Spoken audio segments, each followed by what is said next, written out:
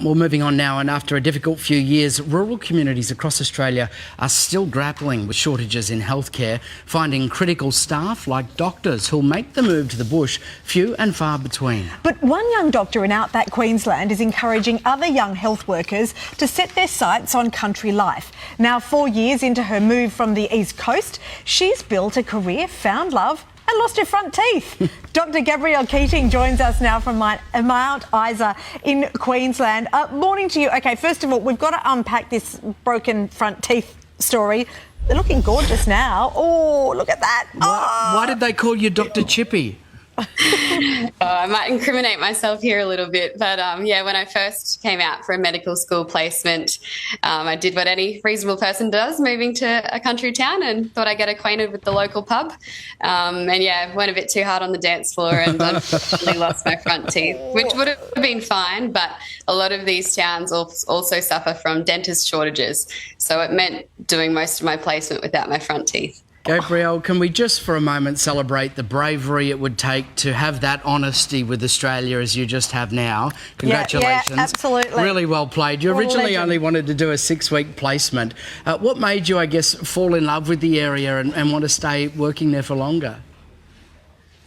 Oh, look, I've just had so much fun. I mean, I've learnt so many skills that I don't think I would have imagined learning in a bigger centre. I've got a great lifestyle, both within and outside of working hours. And yeah, the patients and community have really looked after me just as much as I try to look after them. So it makes it hard to leave. Gabrielle, yours is just such a fantastic story, and how you have made this wonderful life for yourself. You're also set up with a cowboy, I understand. Yeah, that definitely sweetened the deal. A couple of Julie Creek locals banded together on that one to set me up with. Now, looking back, I think he was probably the only eligible bachelor in about 100k radius, but luckily we hit it off and we've been together ever since. So this is what other towns need to do to keep these young doctors that come in for placements. Well, set them up with cowboys. Someone, or set them up with whoever. Someone appropriate. Absolutely. Move over, farmer wants a wife. I think we've got a new plot there. I agree. Amazing. And finding critical staff like doctors to get out to country towns is tough, but it is absolutely vital. What would you say to other healthcare workers who might be considering giving it a go, but for whatever reasons aren't quite there yet? Please come. We really, really need help. There's so many benefits, whether that be personally, professionally, and even financially with the cost of living the way it is in the bigger centres. The continuity of patients in the community is something really special. And yeah, I've got plenty more single cowboy friends who could really use a health professional in their lives. So yeah, please get in touch. Love that. The other thing that I read about you was that you've been able to do lots of things that perhaps other doctors at your same position wouldn't be able to do in the city.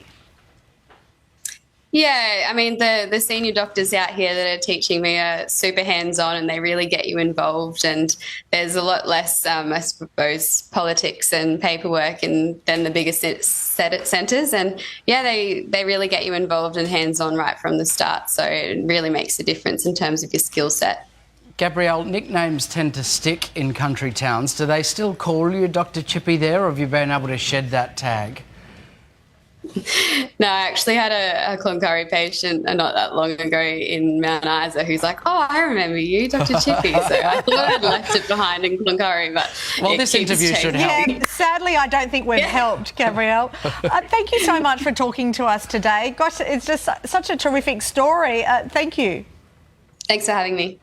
She's the best. Just a wonderful story and so vital in those regions. All right.